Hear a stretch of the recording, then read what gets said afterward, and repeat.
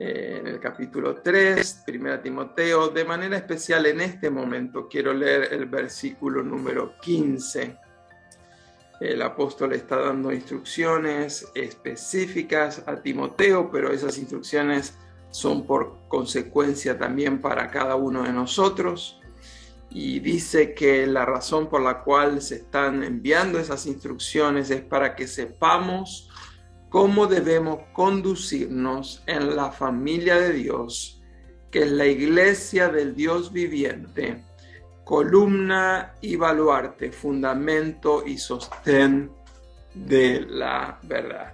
Así que me parece que es importantísimo que todos nosotros recordemos en este momento la razón por la cual estamos hablando del diaconado, por la cual tenemos un libro llamado Primera de Timoteo, luego tendremos Segunda de Timoteo y tantos otros libros. La razón específica por la cual el apóstol escribió y Dios permitió que por inspiración y protección del Espíritu Santo tengamos estos documentos nosotros es para que sepamos cómo debemos conducirnos, actuar en la casa del Dios vivo, que es la columna, baluarte, fundamento de la fe.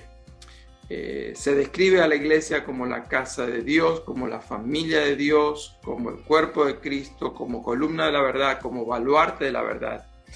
Y a la misma vez se nos dice que de esta iglesia Dios es el diseñador, dice eso en Efesios capítulo 1, del 9 al 11. Se dice que Cristo es la cabeza de esa iglesia, Efesios 1, 22 y 5, 23. Se dice que Jesucristo es el dueño de la iglesia y es el que la edifica, Mateo 16, 18. Dice que Cristo es el esposo amoroso de esa iglesia, en Efesios 5, 25.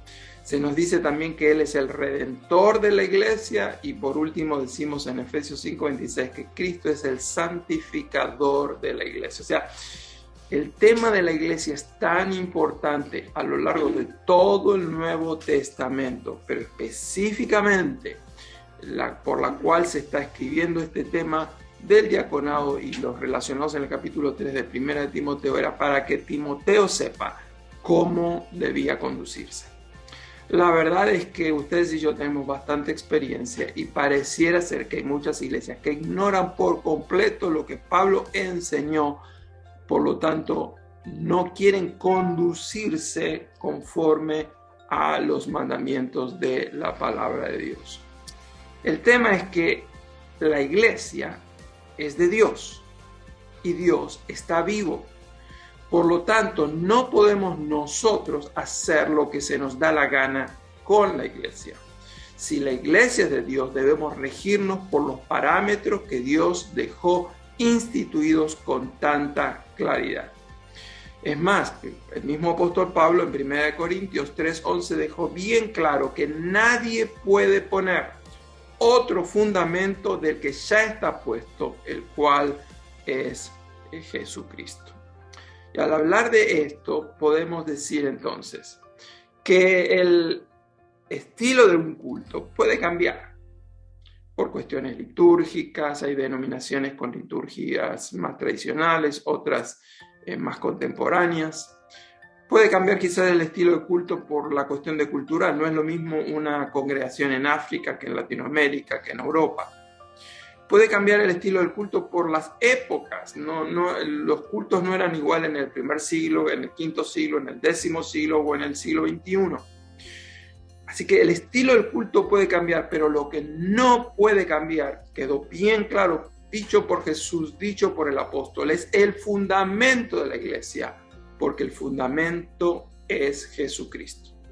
Y nosotros, dice el apóstol Pedro, estamos edificando sobre ese fundamento como piedras vivas que nosotros somos.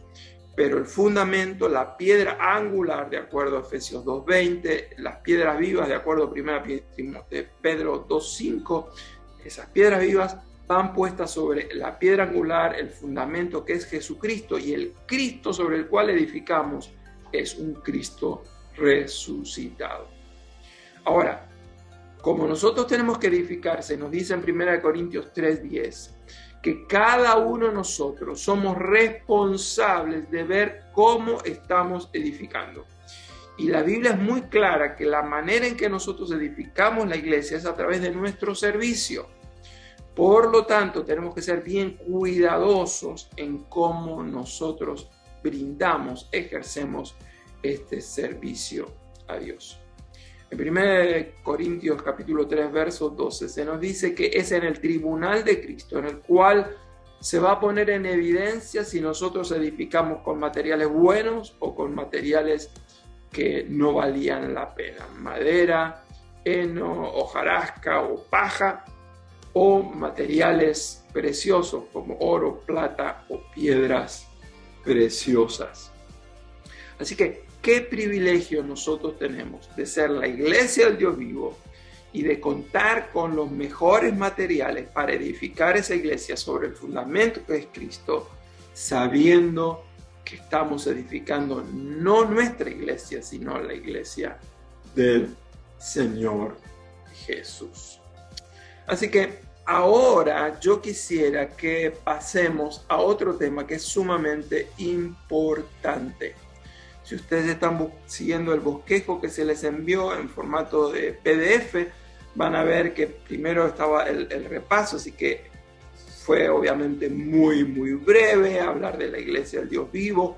Después hemos visto también diferentes cosas, ¿no? Hemos hablado en la primera sesión los 6 mitos relacionados con el diaconado.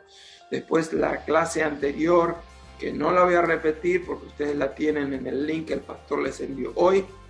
Se estaba hablando de 6 verdades, solamente pudimos cubrir 5.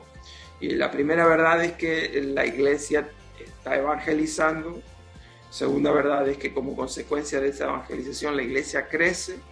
La tercera verdad que compartimos es que la iglesia, aunque evangeliza y aunque crece, es una iglesia sufriente. Hemos visto cómo la iglesia, además de sufrir, llega un momento que tiene que reflexionar, que tiene que evaluar cada vez que viene una crisis. La iglesia hace un alto para pensar cómo va a encarar esa crisis. Y entonces, la próxima verdad, de la cual estamos hablando específicamente con el tema del diaconado, es que esa iglesia, cuando reflexiona en Hechos capítulo número 6, llega a un plan. La iglesia comienza a organizarse y se determina que ante el conflicto que había, que era cómo se iba a servir a unas viudas de origen griego, se está seleccionando a 7 personas que tienen que tener ciertos requisitos, los cuales ya los vimos la vez anterior, para que puedan ejercer este servicio. Y también mencionamos que aunque en ningún lugar se dicen que estas 7 personas son diáconos con el oficio oficial, es obviamente el inicio en que la iglesia está comenzando a organizarse.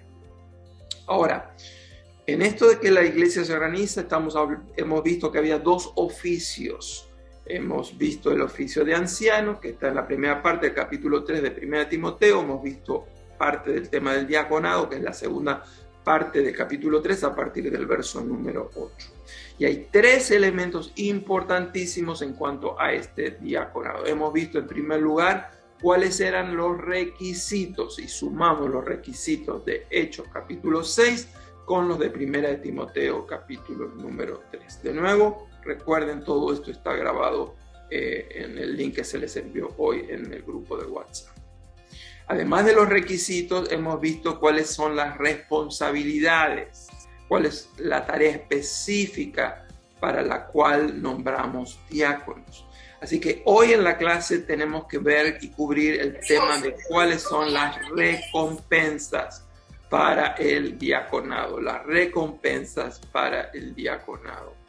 Así que en el capítulo 3, verso número 13 de 1 Timoteo, el apóstol al estar escribiendo dice una frasecita que es muy importante destacar. Dice que los que ejerzan bien, y después dice lo que ganan aquellos que están ejerciendo bien el diaconado. Eso de que hay diáconos que van a ejercer bien el diaconado da por sentado que entonces va a haber algunos que no lo van a ejercer bien. Quiere decir que las recompensas para el diaconado son solamente para aquellos que lo ejerzan bien. En otras palabras, si tú vas a ser diácono, tienes que ya tener la actitud, lo voy a hacer porque quiero servir bien, si no mejor que no lo ejerzas. Y yo quisiera decir que hay dos tipos de recompensas para el diácono, para aquel que ejerce el diaconado. En primer lugar, digamos que son lo que llamaríamos las recompensas terrenas, es decir, las recompensas que vamos a obtener mientras estamos aquí en la tierra antes de partir a la presencia del Señor. Y dice el mismo apóstol que la primera de esas recompensas es que ganan un grado honroso, es decir, se ganan gran respeto, se ganan gran honra. Después dice que ganan también mucha confianza.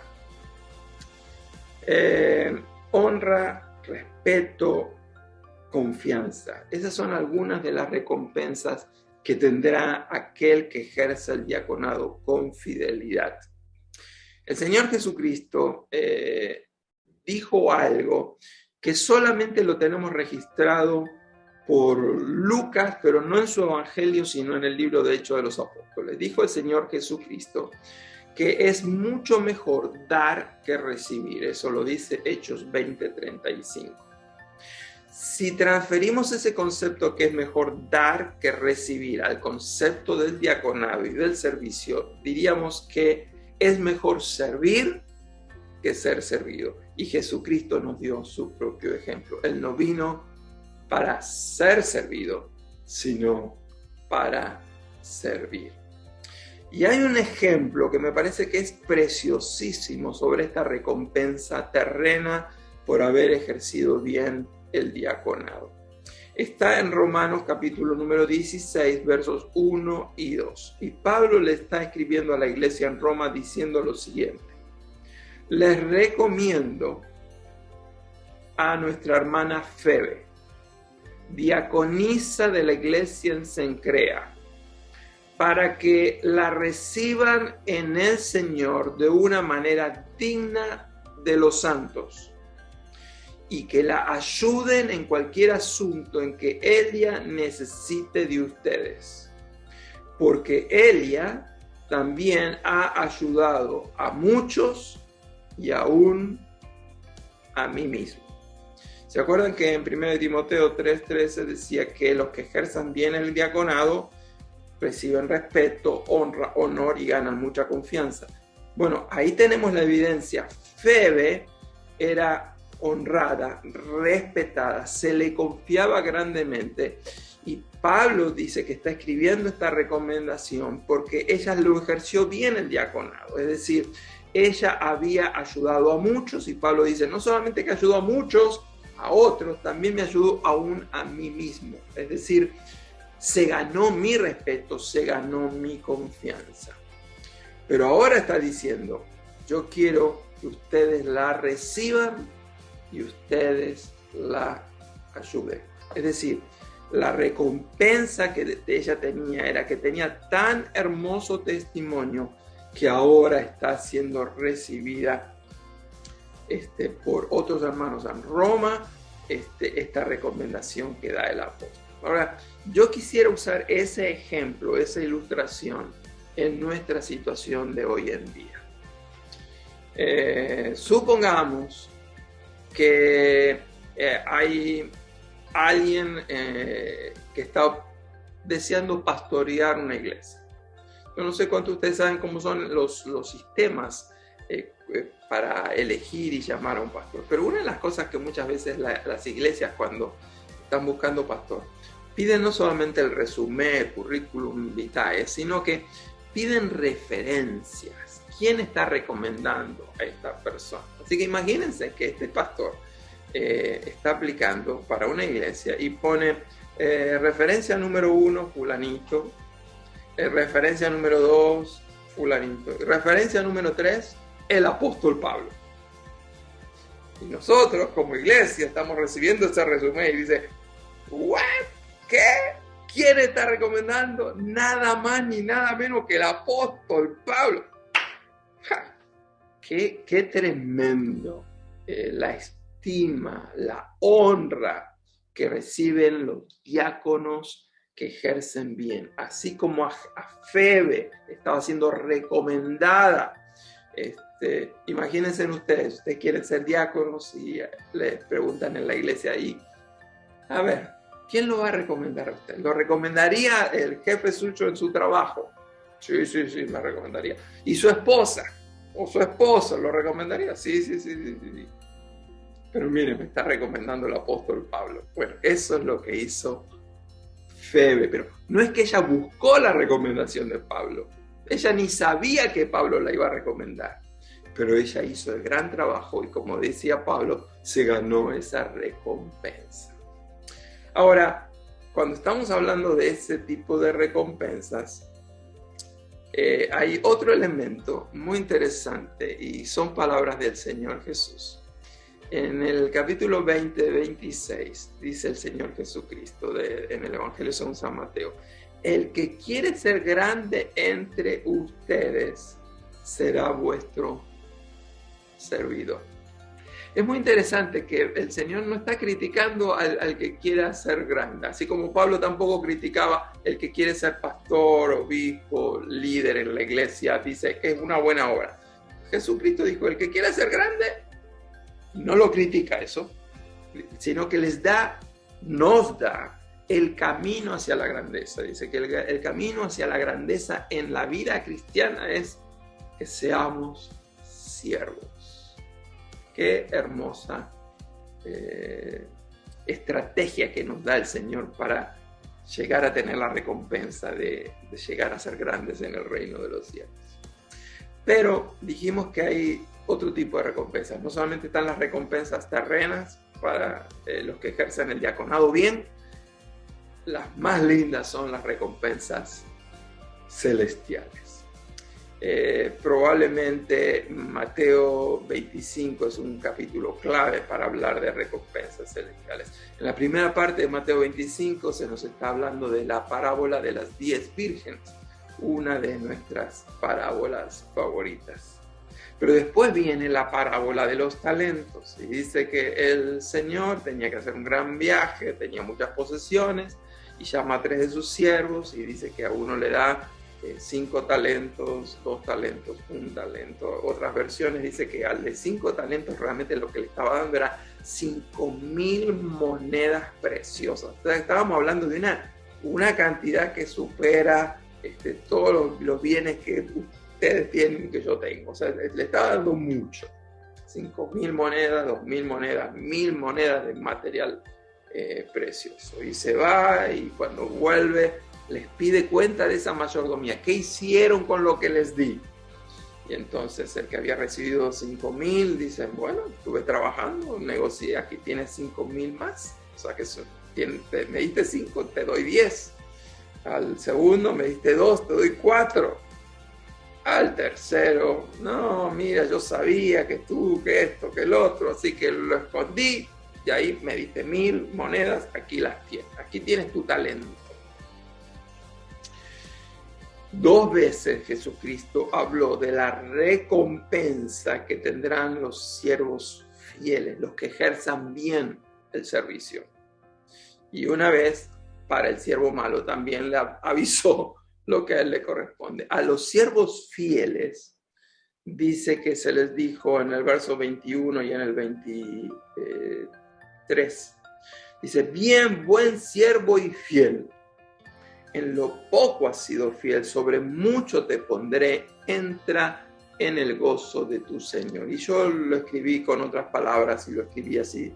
Puse, bien hecho, exclamó el rey.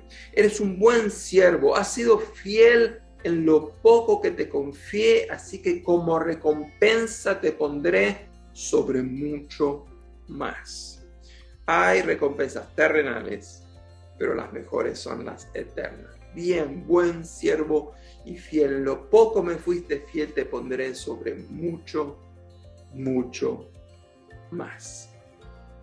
Yo no sé ustedes, pero conociendo el amor y la generosidad del Señor, yo estoy muy entusiasmado con las recompensas que voy a recibir en su presencia.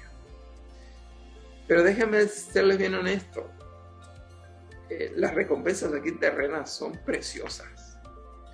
Esto de poder haber recibido en medio del pueblo de Dios, de la familia de Dios, a donde quiera que uno va, que uno tiene buen nombre, que a uno le dan confianza, que a uno le reciben en los hogares y lo tratan como si a uno lo conocieran solamente porque alguien dijo, ahí les estamos enviando un siervo que tiene buena reputación entre nosotros. Qué bendición es que alguien, yo creo que ustedes sepan, yo cuando fui a Cuba, vuestro pastor me recomendó para que yo pueda ir allá. Así que gracias, Wilfredo, por esa recomendación. Qué bendición formar parte del pueblo de Dios, qué bendición poder ser recomendados. Seguimos avanzando porque hoy sí que el tiempo va a volar. Dijimos que había una sexta verdad. Habíamos visto las 5 anteriores, que la iglesia evangelizaba, que la iglesia crecía, que la iglesia sufría, que la iglesia reflexionaba, que la iglesia se organizaba, y ahí hablábamos de los diáconos. Y ahora la sexta verdad es que la iglesia avanza como consecuencia. Y si ustedes van a Hechos capítulo número 6, van a ver cómo la iglesia avanzó gracias a que se organizó. Y yo anhelo firmemente que como resultado de la iglesia de ustedes que se está organizando y que va a estar nombrando diáconos próximamente, tengan el mismo resultado que tuvo la iglesia en Jerusalén. La iglesia avanzó. ¿Cómo avanzó? 5 puntos. En primer lugar, la comunidad siguió el liderazgo de los apóstoles con agrado y eligieron a 7 personas y los presentaron a los apóstoles. Así que la iglesia avanza cuando se sigue el liderazgo que Dios le dio a la iglesia.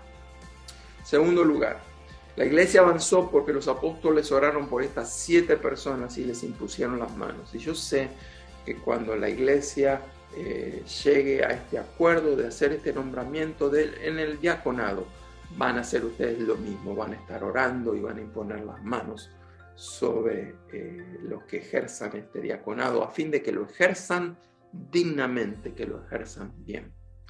Pero también dice que la iglesia avanzó en tercer lugar porque en el verso 7 de Hechos 6 dice que la palabra crecía.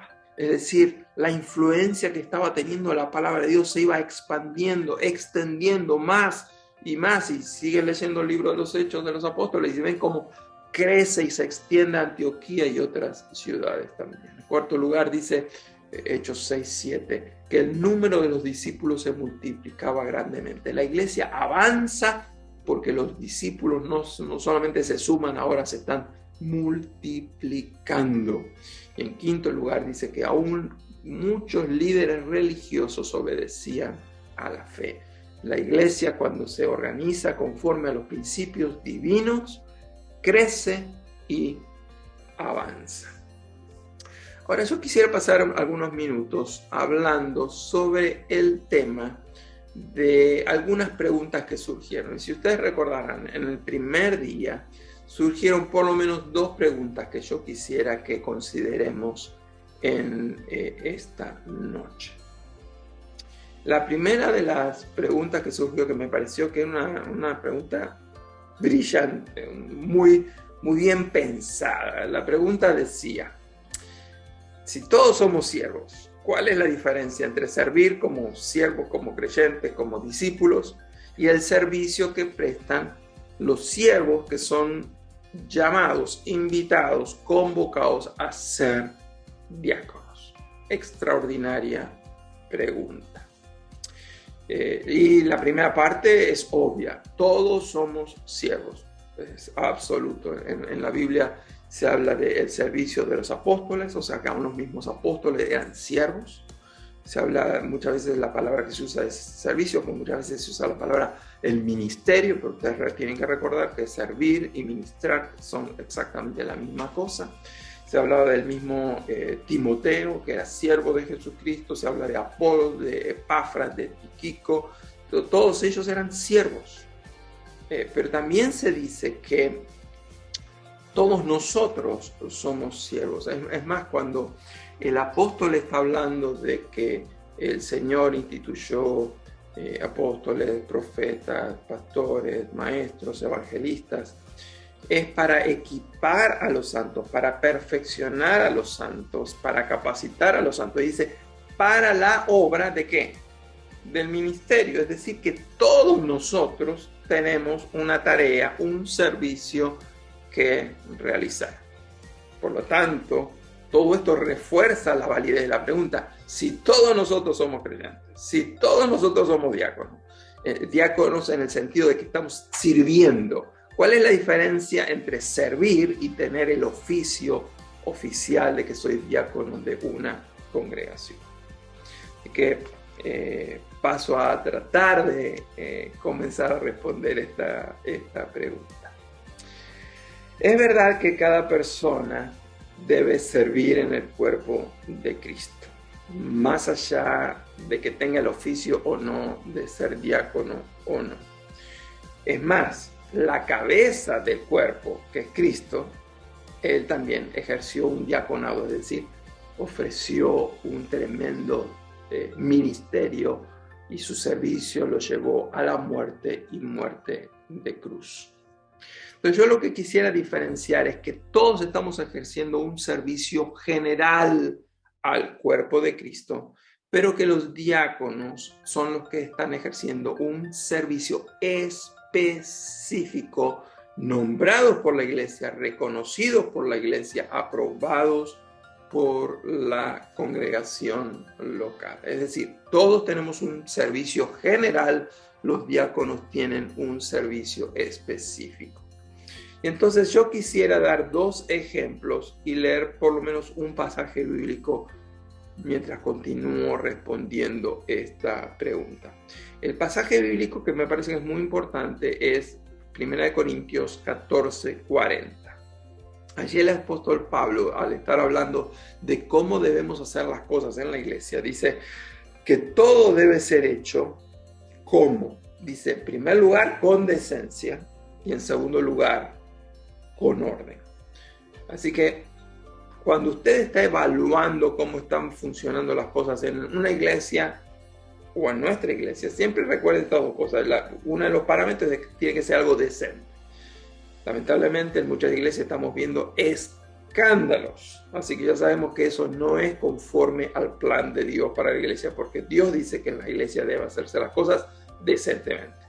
Pero en segundo lugar habla de orden, así que parte de ese orden están esos dos oficios que hemos hablado, el del diaconado y el de los ancianos. Así que primer ejemplo que les doy, a ver si esto nos ayuda a entender la diferencia entre el servicio que todos brindamos y el servicio de los diáconos. Primer ejemplo. Estamos en un culto el domingo por la mañana y yo estoy uno de ustedes, que no hay ningún diácono, así que ustedes están ahí y están caminando y ven que hay un papel tirado en el piso.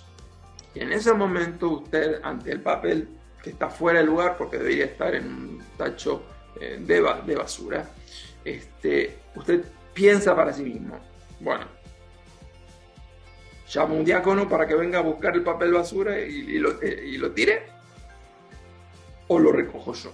Así que el primer ejemplo es que para algo así yo no necesito esperar que venga un diácono a levantar, a recoger el papel. ¿Por qué? Porque yo soy miembro de esa iglesia, yo deseo lo mejor para la iglesia. Me encanta que la casa del Señor esté en las mejores condiciones posibles, así que yo no necesito un diácono para que venga a recoger esa basura, porque es un servicio general. Todos tenemos que estar tratando de mantener lo más limpio, lo más bello posible. Pero ahora quiero contrastar eso con el ejemplo número 2. Supongamos que usted va al baño del templo. El mismo domingo que usted agarró el papel, lo fue y lo tiró donde debía tirarse para que esté todo limpio, usted va al baño y usted encuentra que el lugar donde usted va a lavarse las manos está liqueando agua. Así que lo primero que usted hace es tratar de cerrar la pluma, la llave, y se da cuenta que no cierra, sigue liqueando. Así que usted no llamó a un diácono, hay que llamar a un diácono para que venga a cerrar. No, usted fue al baño, usted cierra, abre, cierra. Pero resulta ser que aunque usted intentó cerrar y parar el liqueo, todavía hay un liqueo. Ahora, supongamos que usted tiene experiencia de cómo arreglar eso, porque usted lo hace en su casa. En ese caso, mi sugerencia es que usted tiene dos opciones. Una es hablar con el pastor y hablar con los diáconos. Y decir, he notado cuando fui al baño que tenemos un liqueo. Yo reparo eso en mi casa, así que me ofrezco para ayudar en la reparación. Piénsenlo, me dejan saber. Otras personas van a decir, miren, yo no tengo experiencia de cómo arreglar eso, pero el Señor puso en mi corazón cubrir los gastos de esa reparación. Así que usted habló con el pastor o habló con los diáconos. Ahora, quiero complicar la situación. Supongamos que usted creía que eso se podía solucionar arreglando, cambiando el sello solamente,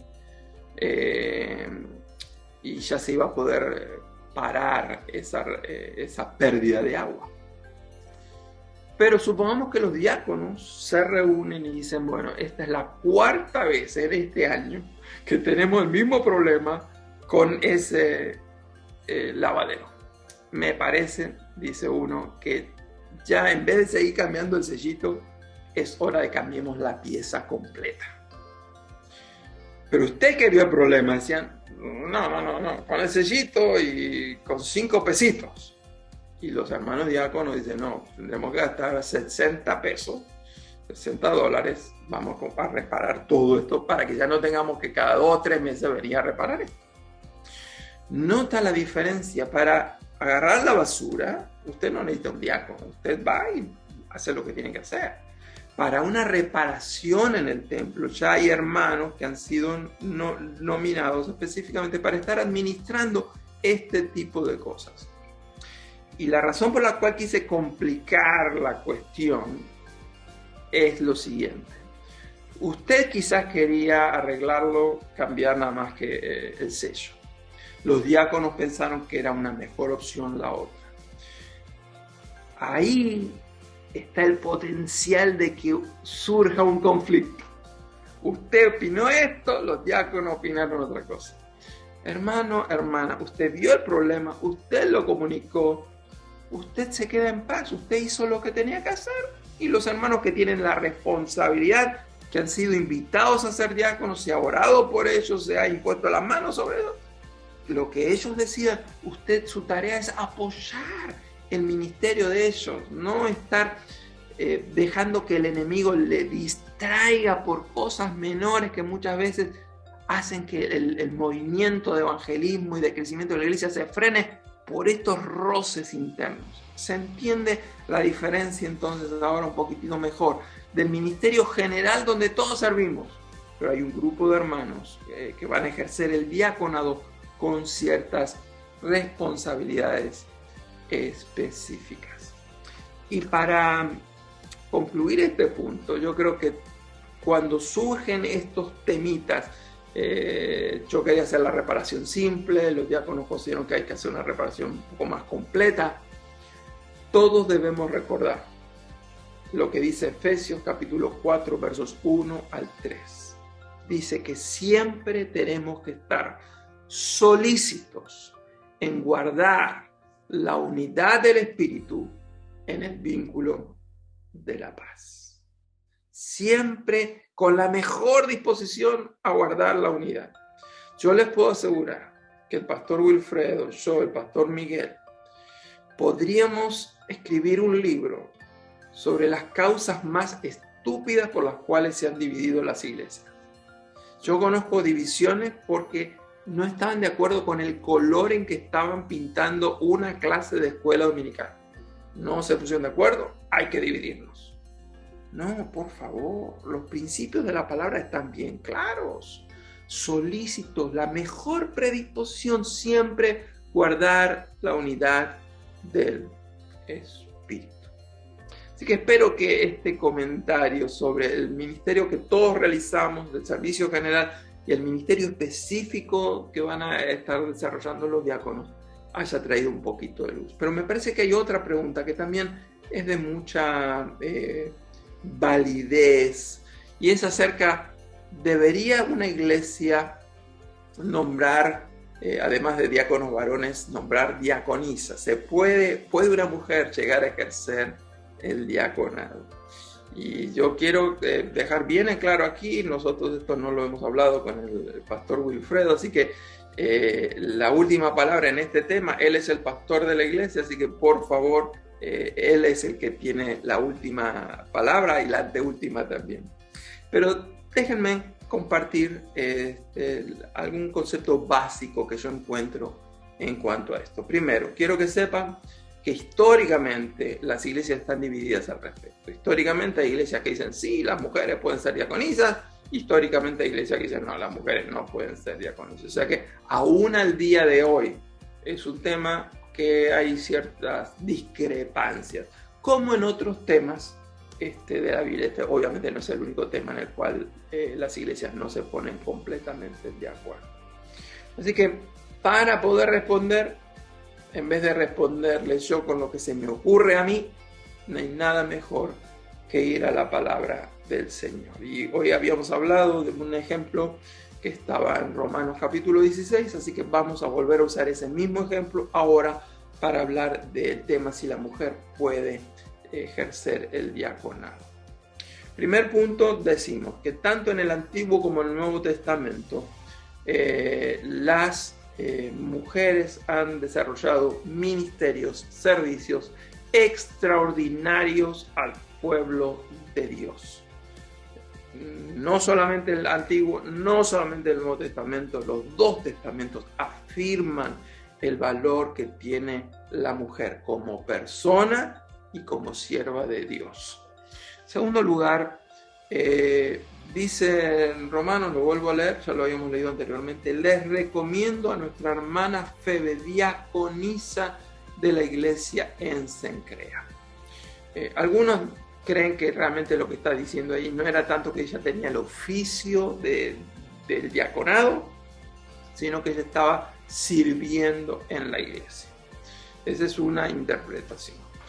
Yo personalmente estoy creyendo más bien de que ella no solamente estaba sirviendo en la iglesia, sino que ella estaba ejerciendo el oficio del diaconado. Ahora, el problemita, para los que sepan, no se tienen que acordar lo que les voy a decir ahora, pero quiero que sepan, es que en griego no hay una palabra femenina para diaconisa, como tenemos en español, que tenemos femenino diaconisa, masculino diácono. Hay una sola palabra. Entonces, esa es parte del problema, que no sabemos si se está hablando de que era una sierva que ejercía un servicio o si tenía el oficio del diácono. Esa es parte del problema. Pero el otro tema que tenemos que recordar es lo siguiente, porque es muy importante. Recuerden que tanto el libro de Hechos de los Apóstoles como los primeros tiempos de la iglesia primitiva, la iglesia todavía está organizando. La importancia de servir era todavía en aquel momento más importante que los oficios. Pero yo quisiera mencionar otro caso que para mí es sumamente interesante. Lo tenemos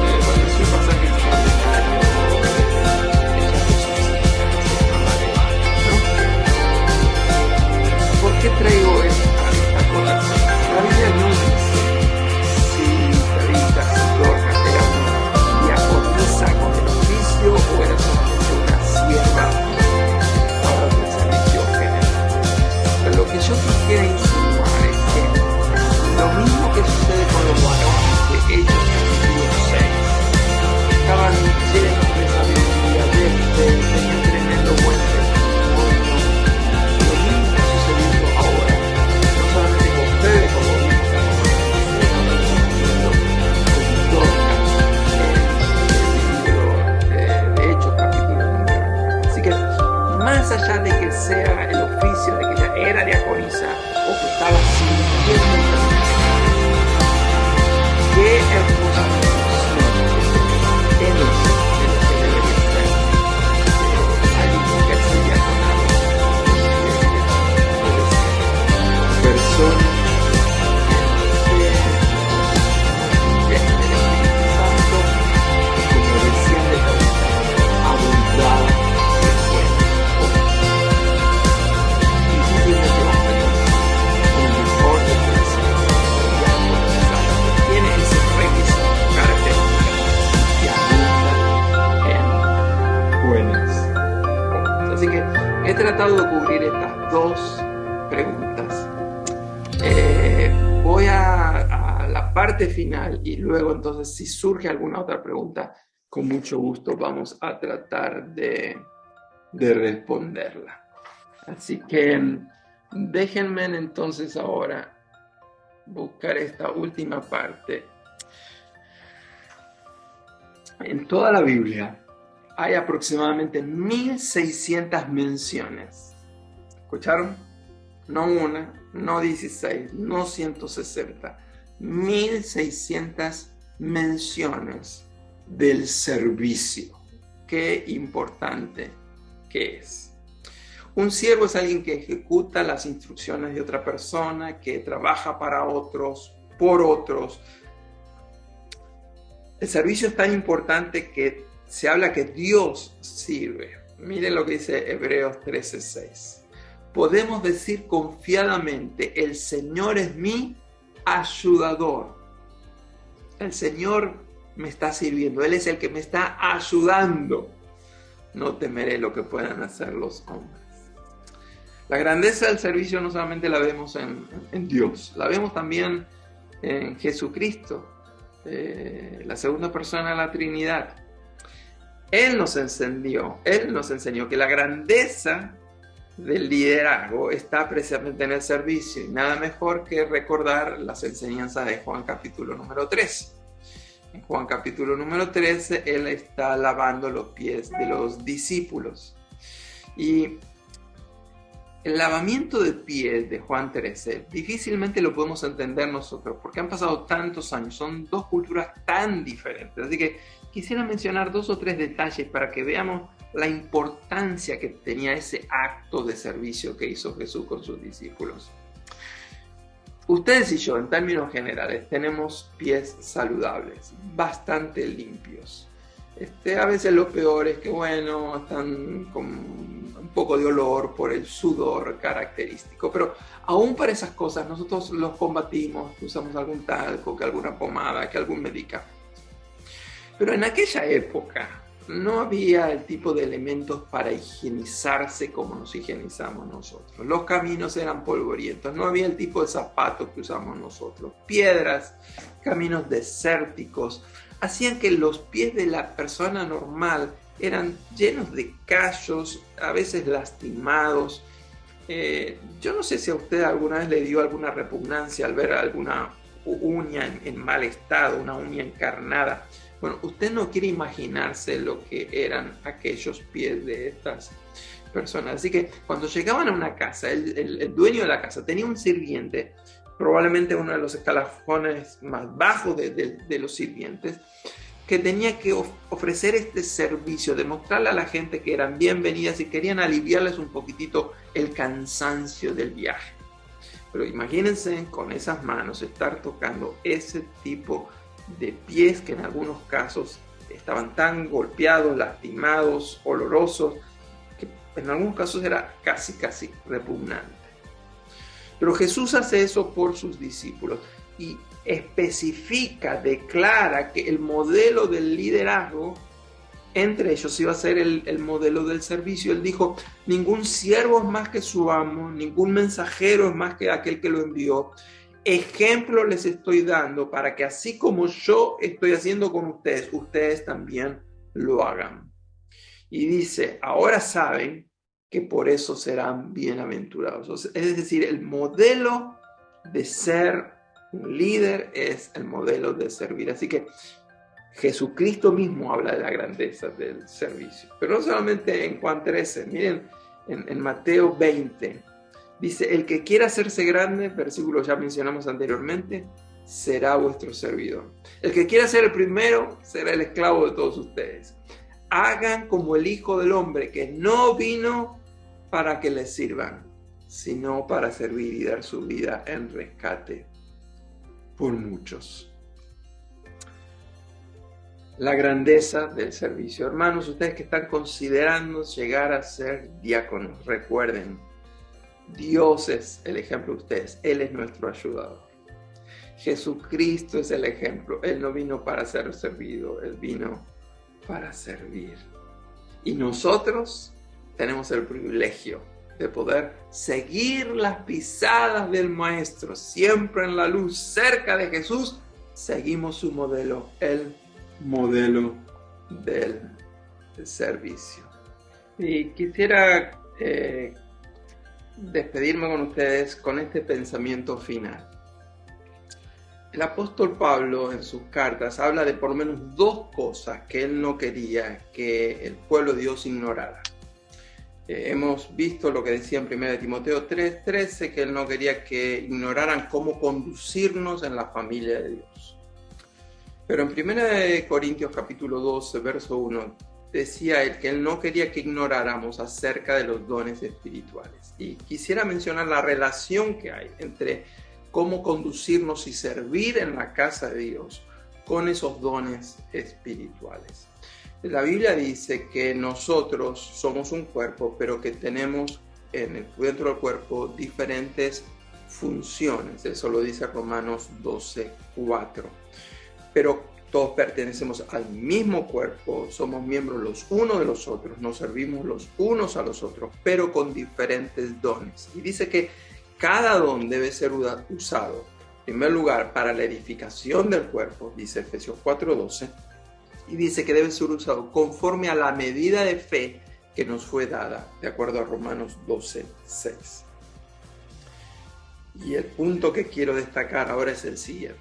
Entre esos dones que nos fueron dados para servir al cuerpo de Cristo hay un don muy especial, que está mencionado en Romanos 12:7 y dice, refiriéndose a un don que es el don del servicio, dice, el que tiene el don de servicio, sirva bien. Yo no sé si él estaba hablando del don que tienen los que ejercen el diaconado. Todos nosotros tenemos que servir, pero me parece que si hay alguien que necesita el don del servicio, esos son los diáconos. Así que, hermanos, mi exhortación es la exhortación del apóstol, es la exhortación del Señor. Ustedes, si van a ejercer el diaconado, sirvan bien. El Señor les bendiga.